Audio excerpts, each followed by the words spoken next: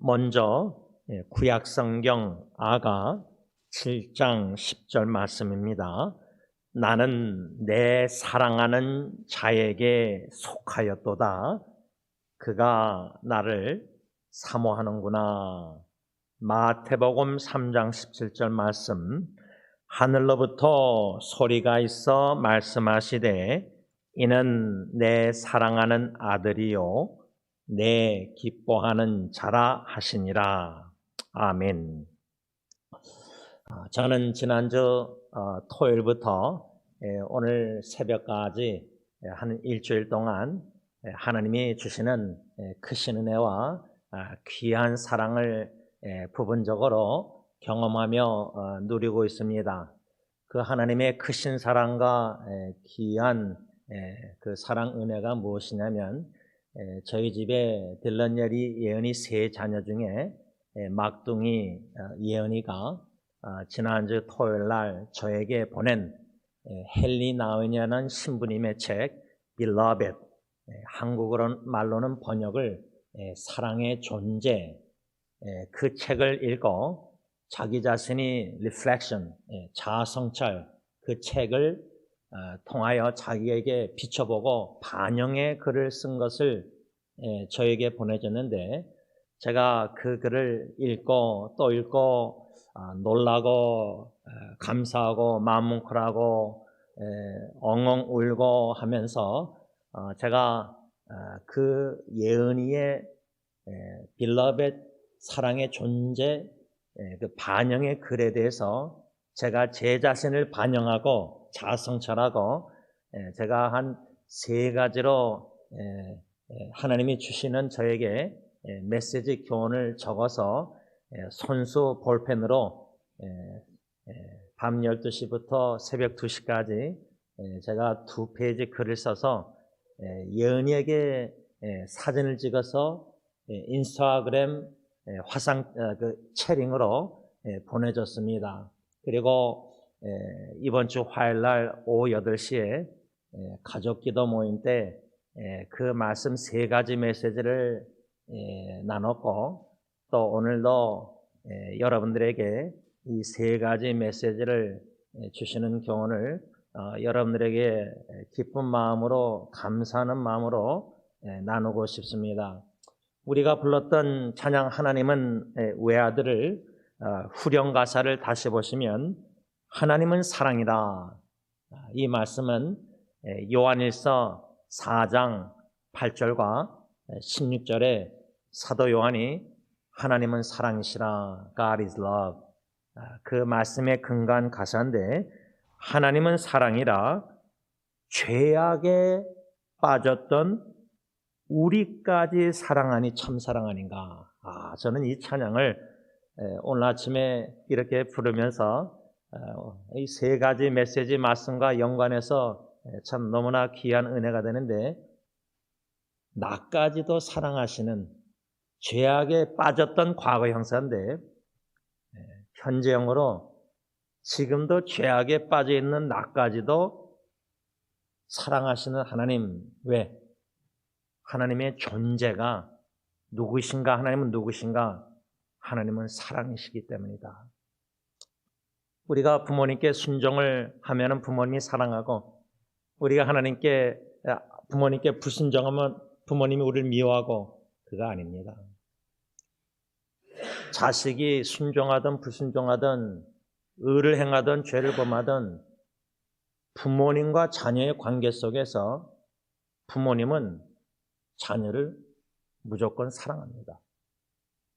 하물며 인간의 부모도 자식이 못되게 굴든 말 안 듣든 불순종해도 사랑한다면 사랑의 하나님, 그 사랑의 하나님이 저 사람들을 얼마나 사랑하시는가, 이 참 사랑을 오늘 메시지 말씀을 통해서 성령님께서 좀 더 깊게, 좀 더 많이, 넓게, 크게, 높게 깨닫게 하실 때에 하나님은 사랑이시라. 그럼 나는 누구냐? 나는 하나님이 사랑하시는 자다. 하나님의 사랑의 존재다. 이것이 얼마나 귀한 교훈인지 참 은혜가 큽니다. 제가 지난주 토요일부터 오늘까지 사랑하는 예언이 그 beloved, 하나님이 사랑하시는 자, 그 글을 통해서 한 3가지를 하나님께서 우리 가정에 저와 제 아내와 딜런 예리 예언이 삶 속에 어떻게 지금 무엇을 행하고 계시는가 믿음의 눈으로 엿보게 되었는데, 첫째로 제가 좀 예언이의 글을 통해서 놀랬고 하나님께 감사했던 거는 예언이가 그 자아성찰의 글을 보면은 제가 항상 하나님 앞에서 주신 교훈 3가지를 순종하려고 노력하고 있는데, 첫째는 정직, honesty, 설교를 하든 글을 묵상글을 쓰든 대화를 하든 가식이 없는 정직한 글을 쓴 다음에 막 꾸며가지고 사람들을 배려한다고 사람들에게 잘 보이려고 글을 쓰는 게 아니라 그 빌라벳이라는 헨리 나웬의 사랑의 존재 책을 읽으면서 자아성찰 반영 자기를 비춰볼 때 정직하게 글을 썼습니다. 그게 저한테는 참 너무나 기뻤고 감사했고, 또 한 가지는 transparency, 투명하게 글을 썼습니다.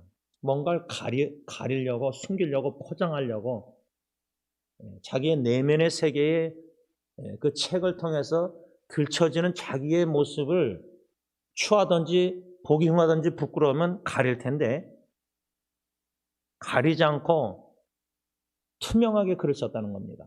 이게 참 중요합니다.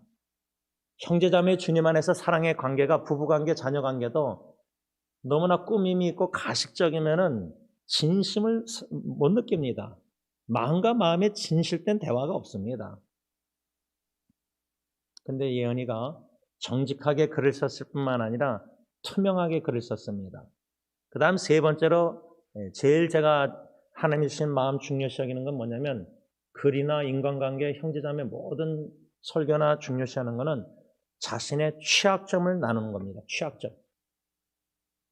근데 자신의 약점을, 사도 바울이 나의 연약함을 자랑하노라, 그래서 하나님의 능력이 나에게 임하기를 원해서. 근데 우리는 하나님의 능력이 나에게 임하기보다 내 능력, 내 실력, 내가 가지고 있는 지식, 뭔가 나라는 자아가 너무 강해서 자기의 취약점을 웬만하면 안 나눕니다. 설교 시간에 누가 자기의 취약점을 나눕니까, 목사가? 그게 거룩하게 보이는 그게 관례인지 모르겠지만, 예언이는 하나님께서 주신 은혜가 부족한 아빠, 하나님께서 저의 기도를 들으셔서 아빠처럼 예언이도 투명하고 정직하게 취약점을 나누는 글을 쓰는 것을 보고 놀래고 하나님께 감사했습니다. 그게 첫 번째 놀램이었습니다.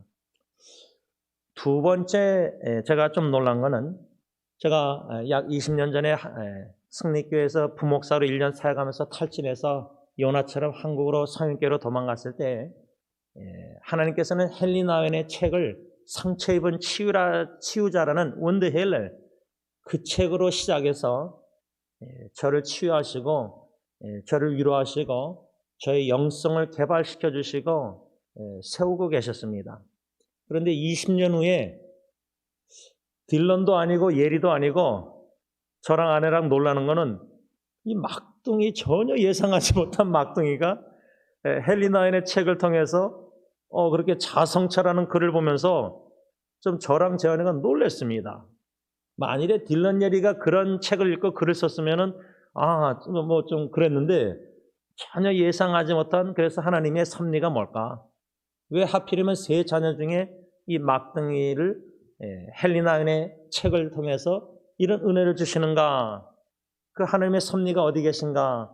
거기에 참 하나님을 경외하게 되고 겸손히 기도하며 기대하며 기다리게 되고 감사가 있습니다. 한 가지 더, 3번째는 이것이 저는 제일 중요하게 여기는데, 금년도를 시작하면서 하나님께서 제 아내에게 그 성경 공부를 통해서 제 후배 자매들과 대학 후배 자매들과 성경 공부하면서 집에 와서 나는 하나님이 사랑하시는 딸이다. I am God's beloved daughter. 그 자신의 정체성의 확신과 하나님의 사랑을 느껴서 감동 속에서 눈물을 흘리면서 저에게 그 고백을 나눴을 때 제가 함께 울고 기도하며 금년초를 그렇게 부부관계를 시작하셨는데 한 4개월 지나서 이 막둥이가 제 아내처럼 Beloved, 하나님이 나를 사랑하시는 자다. 나는 하나님의 사랑하는 자다.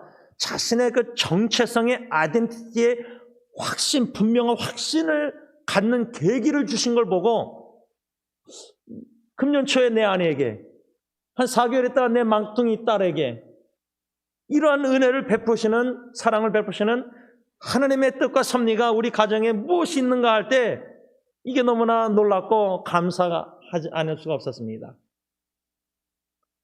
이러한 세 가지 감사 이유 놀램 속에서 저는 예언이가 Beloved, 사랑의 존재라고 한국말로는 책을 번역됐지만 문자적으로 얘기하자면 하나님이 사랑하시는 자, 나는 하나님이 사랑하시는 자, 하나님은 사랑이시고 나는 하나님이 사랑하시는 자, 아들, 딸.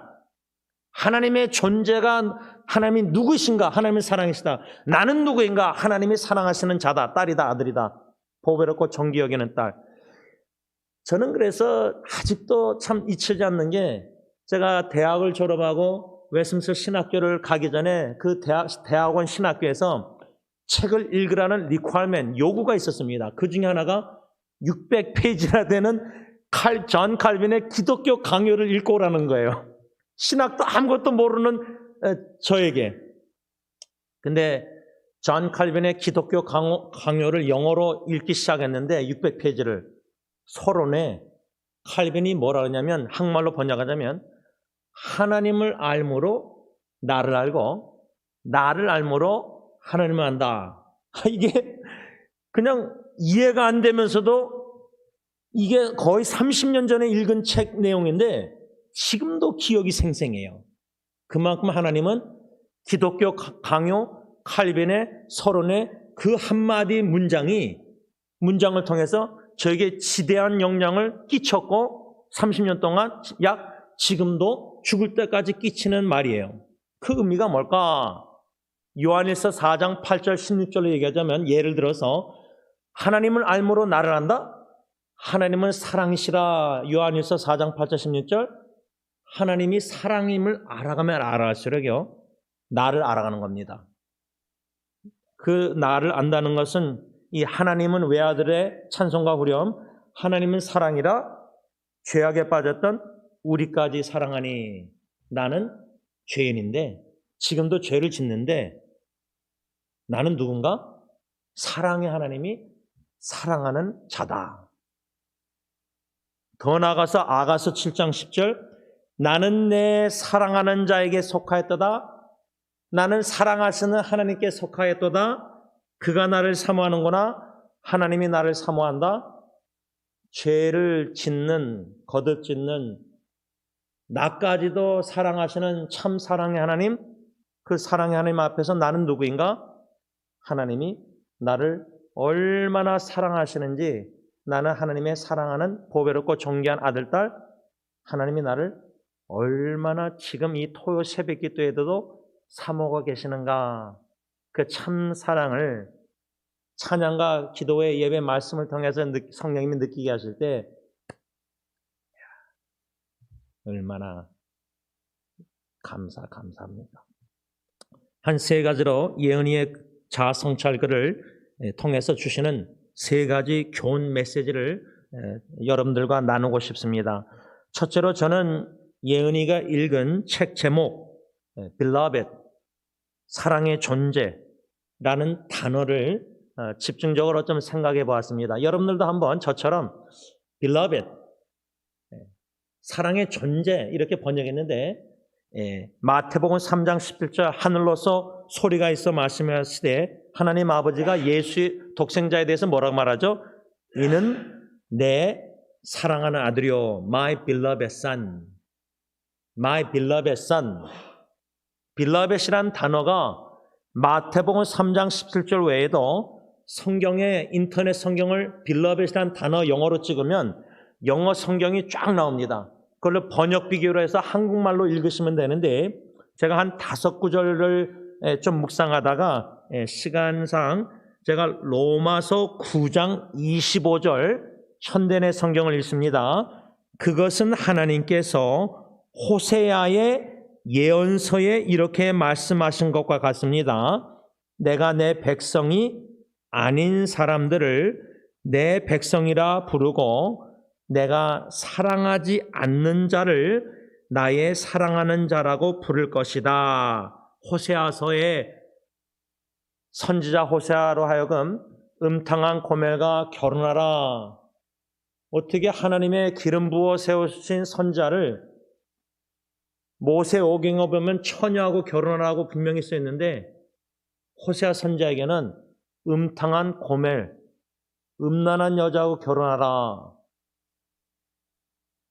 그래서 낳은 3자식의 이름이 있습니다. 그 이름에 히브리어 뜻들이 있습니다. 그 뜻 중에 하나가 이 로마서 9장 25절에 사도 바울이 인용한 건데 내 백성이 아닌 사람들, 로암미, 암미, 로암미는 내 백성이 아니다. 암미는 내 백성이다. 그 말씀을 사도 바울이 인용하면서 내가 사랑하지 않는 자, 이 의미는 뭐냐면 예수님을 믿기 전에 저와 여러분들은 하나님이 뭐라 하냐면 내가 사랑하지 않는 자, 지원아 너는 예수 믿기 전에 너는 내가 사랑하지 않는 자였다. 왜? 로마서 뭐라 했죠? 5장 8절 10절 하나님과 원수된 죄인이었지 않습니까? 그러니까 나는 하나님이 사랑하지 않는 자였습니다.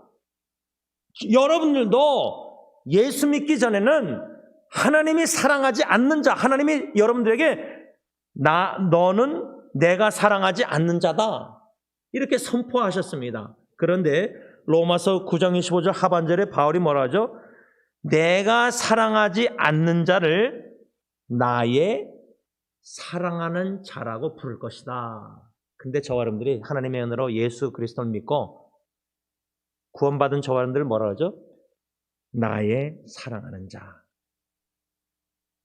우리가 하나님의 사랑하는 자가 된 겁니다. God's beloved. 하나님의 사랑하는 사랑의 존재.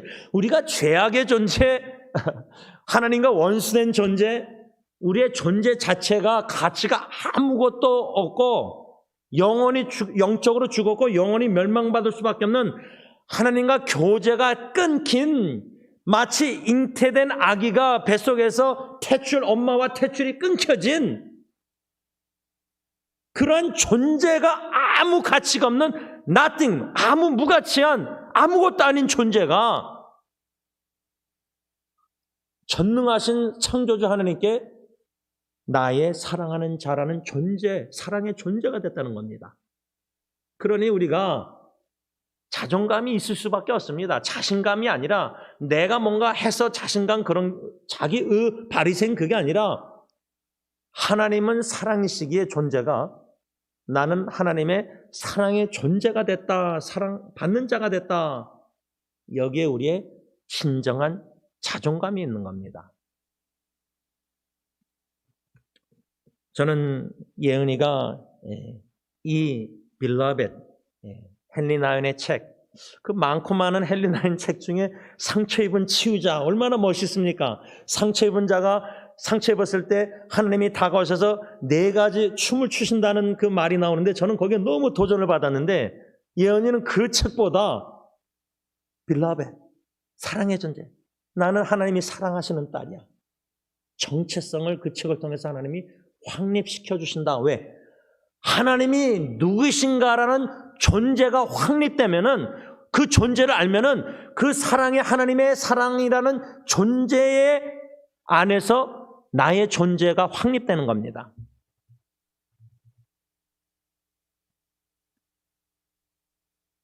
그래서 저는 특별히 이 빌러벳이라는 단어가 아가서 7장 10절에 아가서에 많이 66권 중에 빌러벳이라는 사랑하는 이 단어가 제일 많이 나오는 성경이 아가서입니다. 아가서.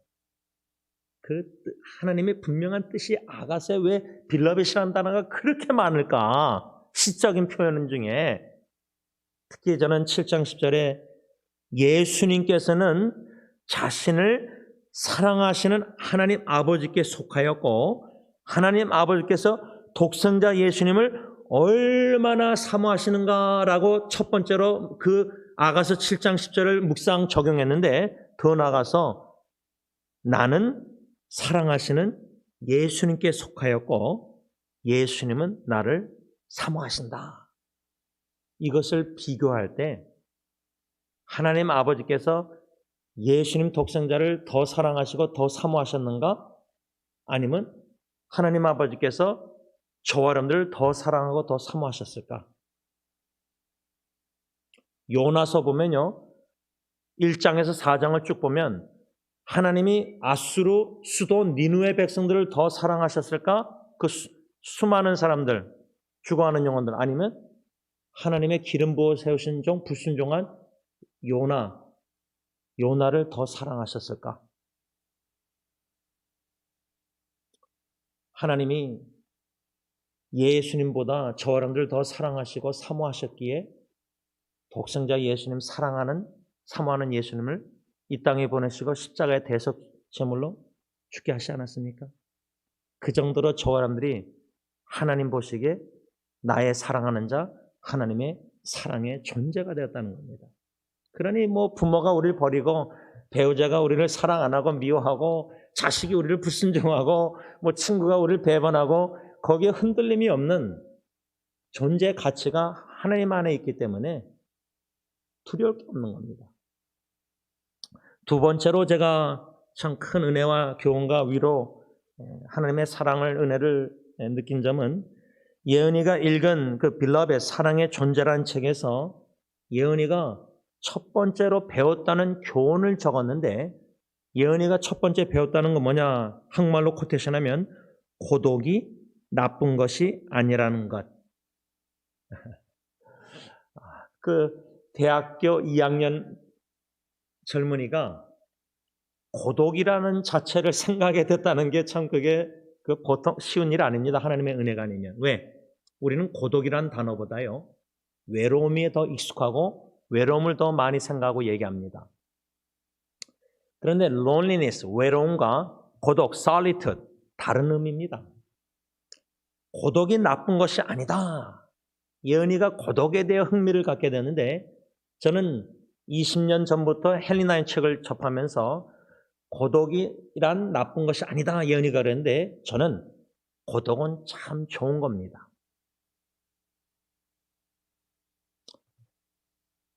(20년) 전에 헬리나의 책을 통해서 영향받은 것은 예은이가 이 말을 했을 때 참 무슨 헬리나의 말이 생각나냐면 헬리나는 외로운 광야를 고독의 동산으로 만들라 이렇게 도전했습니다. 저는 그 도전이 20년 전부터 지금까지 죽을 때까지 제 신앙 영성에 큰 영향을 끼치고 있는데 외로운 광야, 성경을 보면은 출애굽 당시 광야 40년, 우리가 살고 있는 이 세상은 광야입니다. 아무리 미국이 천국 다음에 그렇게 좋은 나라라 할지라도 우리는 가정도 광야로 삼아야 되고요. 이 미국도 광야로 삼아야 되고요. 이 땅의 100년 인생을 광야로 생각해야 됩니다. 여기는 이건 동산이 아닙니다. 에덴 동산도 아니고요. 천국 동산도 아닙니다. 이러한 광야같이 출애굽 당시에 애굽에서 탈출해서 가나안 땅을 향해서 나갈 때 광야란 무엇을 자꾸만 추구하는데 광야는 자체는 오아시스 외에는 아무것도 없습니다. 광야에서 우리의 목마름을 만족해 할 수 있는 것은 오아시스 물밖에 없습니다. 그런데 이스라엘 백성들은 하나님이 주시는 만나, 반석에서 물, 하나님이 주시는 만나 물 질려가지고 고기를 원하고 다른 걸 원합니다. 지금 우리가 광야에서 왜 외로운가? 이스라엘 백성처럼 만나와 반석에서 주시는 물 외에 다른 것들, 순간적인 것을 자꾸만 추구하니까 광야에 그건 없는 건데 없는 걸 자꾸만 찾으니까 그 순간적인 것들로 만족 못하니까 외로움을 느끼는 겁니다.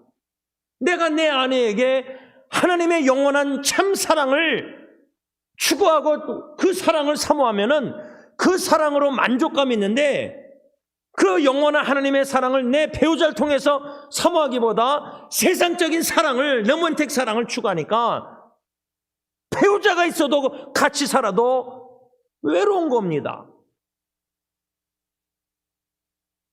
그 외로운 광야를 고독의 동산으로 만들라는 의미가 뭐냐?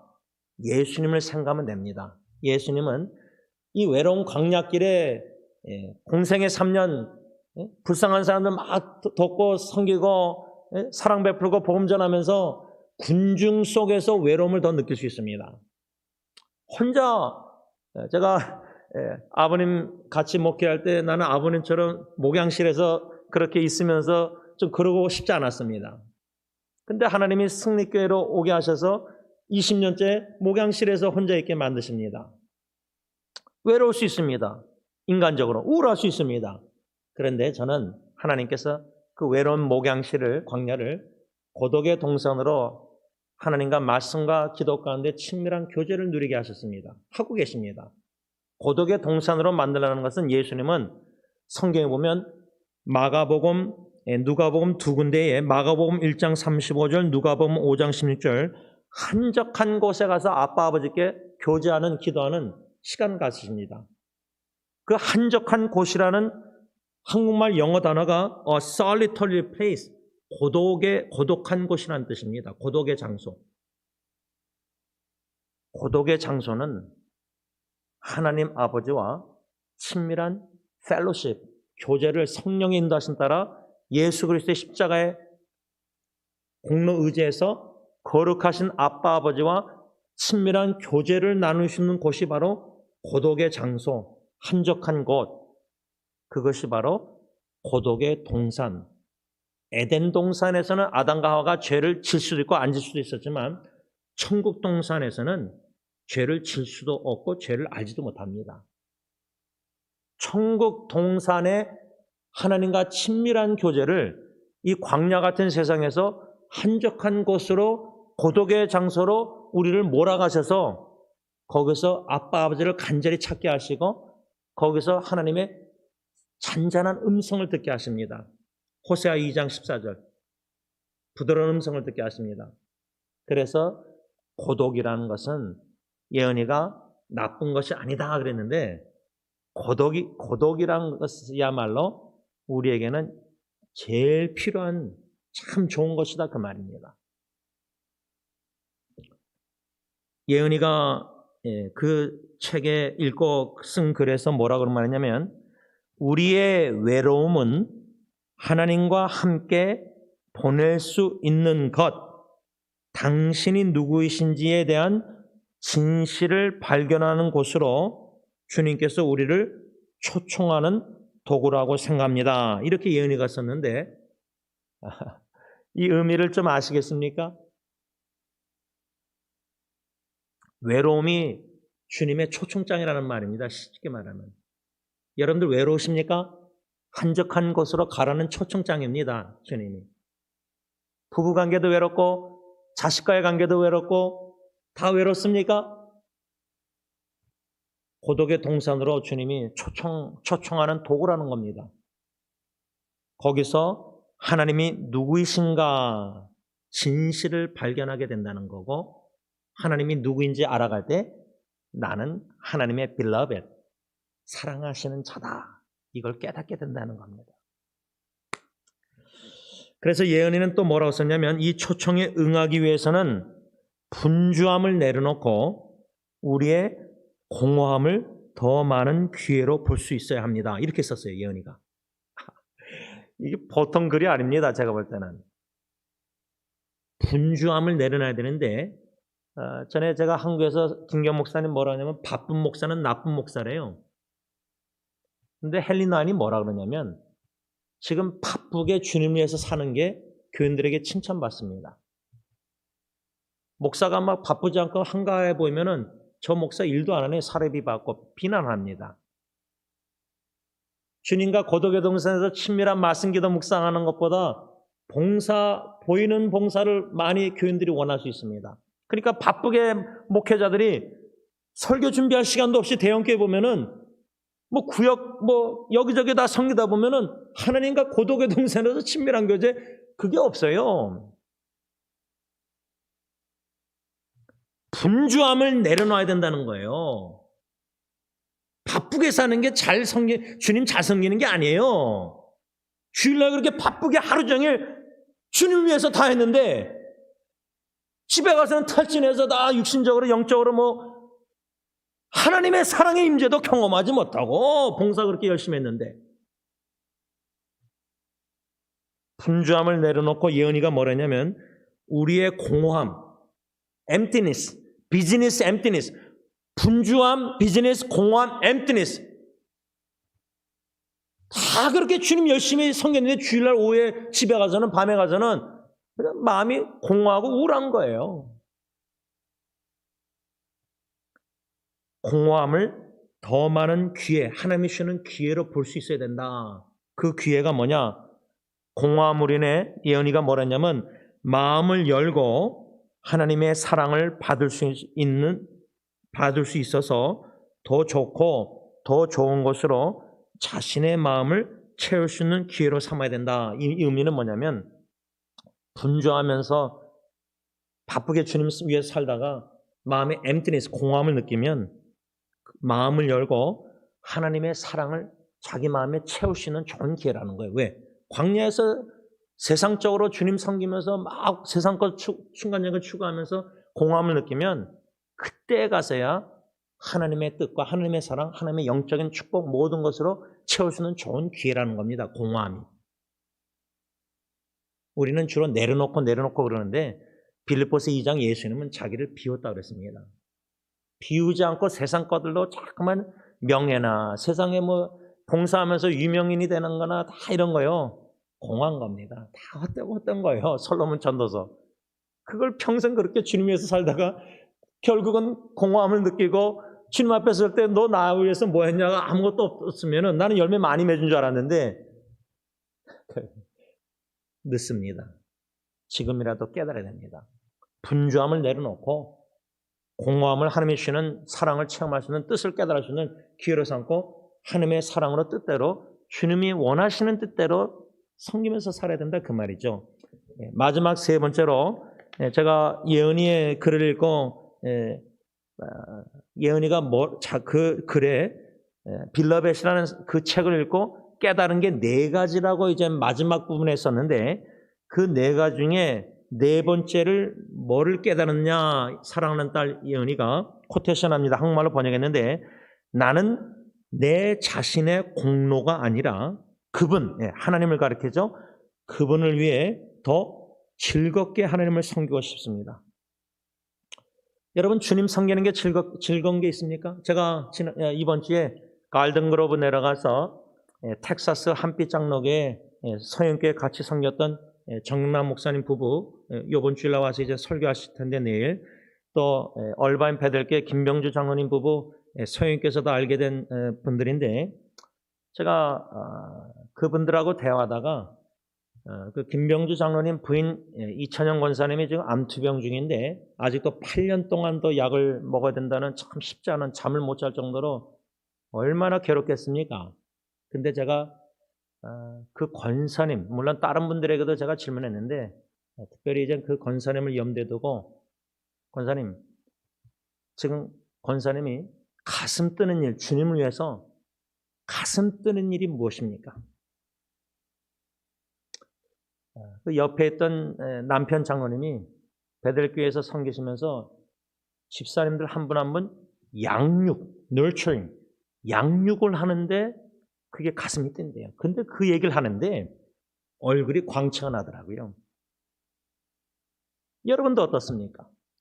예언이가 내 공로, 나 자신의 공로가 아니라 하나님을 위해 즐겁게 섬기고 싶다는데 여러분 지금 주님의 교회나 여러분들 각자 사역하는 일들 이제 윤 장로는 이제 월요일날 또 필리핀 의료 선교 한 달 가시고 원로 목사님도 이제 또 한 달 5주 이제 선교지 가시는데 선교 나가실 때 또 전도하실 때 또 뭐 찬양으로 섬기든 뭐 섬기실 때 여러 가지 사역들 하실 때 사람이 주는 기쁨, 즐거움 말고 그거는 뭐 공허함을 느끼니까 하나님이 주시는 신적 기쁨이 춤을 추게 만드는, 하나님과 덩달아 춤을 추게 만드는 고통과 사랑하는 사람의 죽음 앞에서의 생사 갈림길에서도 하나님이 주시는 신적 기쁨이 있습니까? 그 기쁨으로 섬기십니까? 그 기쁨이 있으십니까? 그 기쁨이 뭔지 아십니까? 눈물 속에서도 이 광야 같은 세상에 슬픈 일이 많아서 눈물을 흘리지만, 사랑의 눈물을 흘리지만, 사랑의 눈물을 돌이켜서 춤을 추게 하시는 기쁨을 주시는 그 하나님의 춤을 추게 하시는 기쁨을 맛보고 계십니까? 그러니까 예언이는 2학년이 돼서 이제 선배들이 많이 졸업하면서 자기가 기독교 동아리나 교회에서 내가 섬겨야 되겠다, 작년 말부터 그런 마음을 주셔서 섬기고 있습니다. 근데 섬기다 보니까 분주하고 학교 일도 많고 너무나 직장생활 하면서 바쁘니까 즐겁게 섬기지 못하고 있었던 것 같아요. 그런데 이 아이가 내 자신의 공로가 아니라는 단어를 썼는데 저는 거기에 뭔가 도전을 받은 겁니다. 무슨 도전이냐면, 우리가 주님을 위해서 분주하게 뭔가를 봉사하고 책임감을 가지고 의무를 가지고 섬길 때에 내가 주님을 위해서 무엇을 했다는 기록을 의식을 하고 있다면, 인식하고 있다면은 그거는 바리새인처럼 공로의식을 갖고 있기 때문에 하나님이 주시는 신적 기쁨, 즐거움으로 섬길 수가 없습니다. 절대 없었습니다. 하나님을 기쁨으로 섬길 수 있는, 즐거움으로 섬길 수 있는 비결은 공로의식이 아니라 은혜의식입니다. 사도 바울이 고린도전서 15장 10절에 나의 나 된 것은 하나님의 은혜다. 자기의 정체성에 나는 하나님의 은혜로 내가 됐다, 사도가. 그리고 다른 사도들보다 더 많이 수고했는데 내가 한 게 아니라 뭐라죠? 은혜의 힘으로 한 거예요, 은혜로. 그러니까 내가 뭔가 실력이 있고 달란트가 잘하는 게 있어서 그 장점을 막 주님 위해서 봉사할 때 그 장점이 하나님 앞에서는 단점이 될 수 있습니다. 왜? 공로의식을 갖게 되기 때문에. 고린도전서 13장의 사랑장에 사랑은 상대방이 나에게 잘못한 것을 영어 성경 보면 기억지 아니한다. 우리는 내가 주님을 위해서 뭔가 했다. 내가 누군가 위해서 인터넷 사가다 봉사했는데 그 사람이 나를 그때 목사님이 그렇게 했잖아요. 기억이 안 나야 됩니다. 내가 저 사람을 위해서 이렇게 했는데 저 사람은 왜 나한테 안 하는가? 기억하고 있다. 그럼 내가 그 사람을 섬기고 도와줬을 때 기억하고 있다. 공로의식이 있는 겁니다. 그런 공로의식을 예언이가 말한 것처럼 가지고 있으면 즐겁게 하나님 섬길 수가 없습니다. 그러면서 이 예언이가 뭐를 언급했냐면, 누가복음 10장 38절에서 42절에 헬리나연이 뭘 얘기했냐면, 마르다와 마리아 두 자매가 주님 집에 초청 오셨을 때 그 이야기를 언급합니다. 요컨대 헬리나웬 그는 예수님이 마르다를 꾸짖은 이유는 그녀가 그분 예수님을 섬기느라 너무 바쁘기 때문이 아니라 마르다 자신의 불안정한 행동이 그녀의 바쁨을 부채질했기 때문이라. 그렇게 헬리나연이 말하고 있어요. 그것을 예언이가 인식하고 언급한 거예요. 거기에 뭔가 중요한 포인트가 있다는 거예요. 우리의 활동이 우리 자신이 누구인지 모르는 불안감에서 나온다면요, 왕국에 봉사하지 않을 수도 있습니다. 그것은 무언가를 증명하고 싶고 무언가를 보여주고 싶은 믿음 없는 행동이 됩니다. 이렇게 예언이가 썼는데, 이 말을 저는 어떻게 적용했냐면, 만일 저와 여러분들 우리가 하나님이 사랑하시는 아들, 딸, 자녀라는 신념, 확신, 컨빅션이 있다면 우리는 하나님 안에서 자존감이 있기에 우리가 누구인가라고 증명해 보이려고 무엇인가를 보여주려고 노력하지 않을 것이다, 그 말이에요. 그 이유는 그것은 믿음 없는 행동이기 때문이에요. 그러니까 우리가 주님을 위해서 뭔가 섬길 때, 선교 사역, 모든 일을 봉사 사역, 달란트 섬길 때 누군가에게 내가 그래도 이런 목사라는 걸 증명해 보이려고, 내가 그래도 뭔가 잘한다고 칭찬받을 만한 뭔가 증명해 보려고, 사람을 인식하고 뭔가 보이려고 프루브하려고 하는 것, 그런 행동이 왜 나오느냐?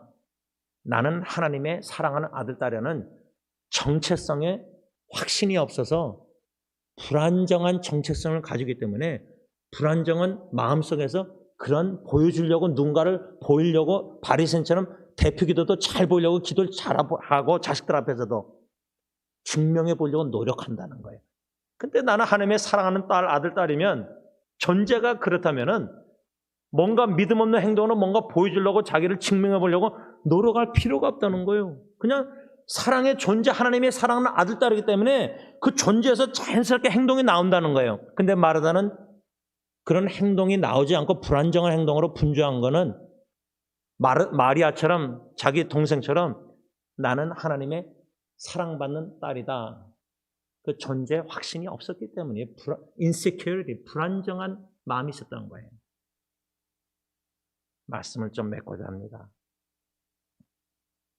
제가 어저께 금요일 오후 7시에 그 바이올라에서 그 기독교 대학교에서 사랑하는 딸 예리의 졸업식이 대학교 졸업식이 있었습니다.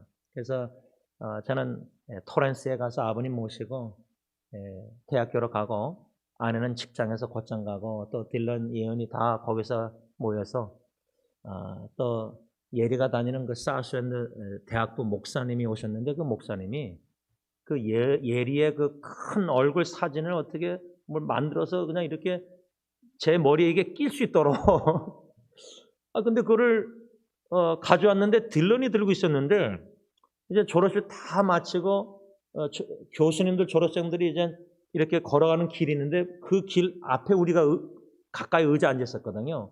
근데 이제 제 옆에 계시던 아버님이 그 앞으로 가신 거예요. 손녀딸 예리를 이제 아마 걸어 나오는 거를 보시려고 가신 건데, 근데 이제 딜런이 그 할아버지가 나가니까 제가 볼 때는 할아버지가 나가는 거 뒷모습 보고 딜런이 그 이제 예리 사진 큰 걸 들고 할아버지 뒤에 서 있는데 이걸 안 들고 있더라고요. 딜런이 이렇게 밑에 이러고 있어요. 그래서 제가 뒤에서 아버님은 맨 앞에, 앞쪽에, 딜런은 그 할아버지 뒤에 서 있는 걸 보고 제가 그냥 나가서 딜런한테 달라. 그리고 이제 딜런은 자기가 뒤로 가고 제가 이제 아버님 뒤에서 이제 그 예리 큰 얼굴 사진 이렇게 들고 근데 또 이렇게 끼니까 또 들어가서 그냥 이렇게 꼈어요. 근데 이제 계속 애들이, 그 학생들이, 졸업생들, 교수는 다 들어갔고 가는데 얘를 찾는 거예요. 그 많은 아이들 중에 오직 아빠의 눈은 예리만 찾는 거예요. 근데 제 아버님은 앞에서 예리 찾으시는데 이제 예리가 제 아버님을 볼 확률이 없잖아요. 키가 작으시니까. 근데 제가 이렇게 크게 아버님 뒤에서 들고 있으면은 예리가 걸어오면서 그 자기 얼굴 볼 거 아니에요. 그러면 아빠를 보게 되면 아빠 앞에 있는 할아버지를 볼 거 아니에요. 이렇게 서 있다가 예리가 저기서 오는데 제가 먼저 봤어요. 예리는 절 못 봤어요. 제가 먼저 봤어요. 하나님이 우리를 얼마나 보고 계신지 아세요? 하늘에서 구부려서. 우리에게 얼마나 신음소리 기울이신지 아세요? 성경 시편 기자. 그런 것처럼 제가 부족 하나만 아빠로서 예리를 찾다가 먼저 발견하고 앞으로 올 때 제가 소리 질렀어요.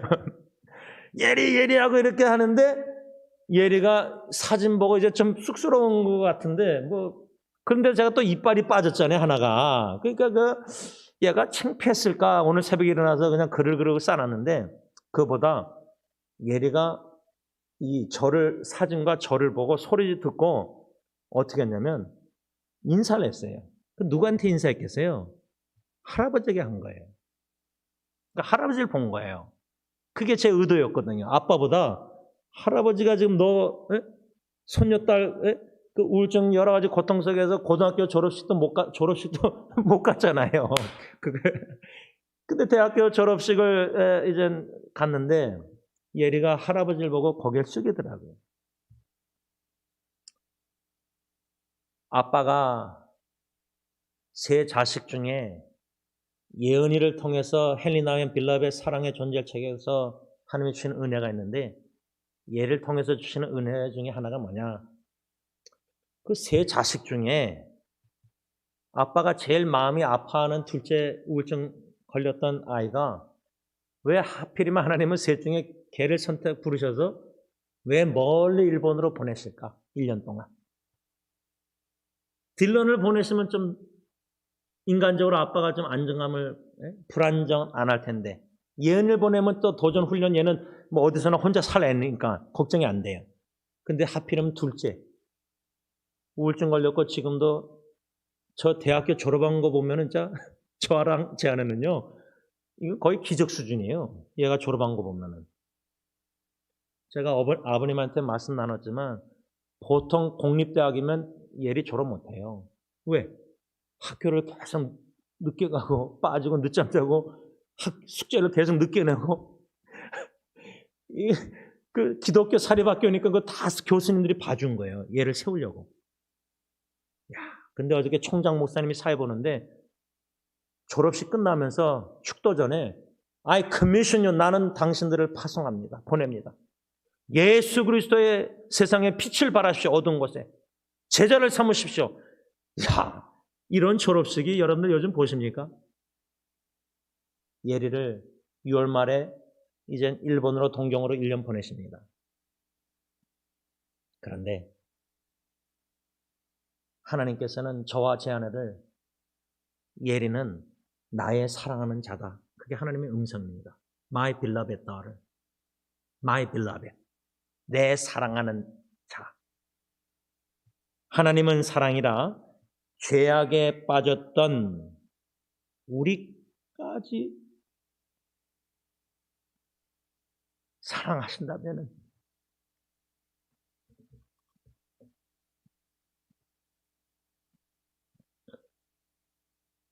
부족한 죄인 아빠로 인해서 고통당하는 자녀들 어느 누구보다 하나님이 빌라베 사랑하는 자녀이기 때문에 여러 가지 각 자녀의 고통과 역경 속에서도 일본으로 파송하시는 그 하나님 오직 예수 그리스도와 복음이 빛이 발하기를 간절히 기원하는 것입니다. 기도하겠습니다. 사랑의 하나님, 하나님의 존재가 하나님은 사랑이신데 내가 뭔가 하나님을 위해서 뭔가를 해야 되고 하나님을 위해서 뭔가 죄를 범하지 않고 절대 복종 순종해야 되고 뭔가 조건적인 생각을 가지고 주님과의 관계를 너무 어리석게 미련한 자식처럼 미성숙한 자식처럼 여태까지 그런 아빠 아버지와 관계를 가졌었습니다. 20년 전에 한국에서 헬리나인 책을 접했으면서도 아직도 그 교훈을 잘 이해 못하고 머리로만 알고 있었는데 지난주 토요일 날 예은이의 글을 통해서 또 어제 사랑하는 딸 예리의 졸업식을 보면서 사랑하는 두 딸을 통해서 또 사랑하는 아들들은 이젠 이번 주에 그 교회에서 대학부 목사 돕는 인턴으로 공포된다고 합니다. 9월 달부터 팔타임으로 섬긴다고 합니다. 9월 달부터 또 신학교 간다고 합니다. 저나 제 아내는 우리는 날라리 아빠, 날라리 엄마인데 전적인 하나님의 은혜라고 아내가 고백했는데 저도 아멘입니다. 우리의 최선이 우리 자식들에게 또 우리의 불순종의 자식들에게 생각나는 것은 나 행한 것 죄밖에 하나님께 없고 자식들에게 미안한 마음이 많은데 그들은 하나님의 사랑의 존재. 그들은 하나님이 사랑하시는 아들, 딸에게 오히려 딸을 일본으로 보내실 때에 베드로전서 5장 10절 우울증 때 간절히 살려달라고 기도할 때 주신 말씀 예리보다 엄마 아빠를 더 strengthen, 강화시키고 튼튼하고 견고하게 하시려고 셋 중에 둘째 딸을 멀리 일본으로 보내신 줄 믿습니다. 믿음으로 아내와 저는 예를 위해서 계속해서 기도하고 후원하면서 우리 승리교회 자녀들을 생각할 때 영어사역 지체들 또 우리 어린이 주일 맞이하면서 우리 저시아 상민을 생각할 때 출애굽 당시에 모세가 죽고 나서 여호수아 시대에 그 가나안 땅을 정복하는 우리 상민이와 우리 자녀 후손들이 다 되길 원합니다. 영적 전쟁의 예수님 재림 말세에 우리 자녀 대대후손이 여호수아처럼 갈렙처럼 하나님을 전심으로 따르는 귀한 그리스도 중심된 꿈을 가진 일꾼들로 단련 훈련 세우시사 이들을 통해서 예수 그리스도와 복음이 전파되게 하시고 하나님의 나라가 확장되게 하시되 과학이 발달하는 이 시대에 맞게 변하지 않는 복음과 말씀을 변하는 시대에 지혜롭게 잘 전하는 귀한 예수 그리스도의 복음 전파자들이 다 되게 하여 주시옵소서. 예수님의 이름으로 감사하며 기도를 올리옵나이다. 아멘.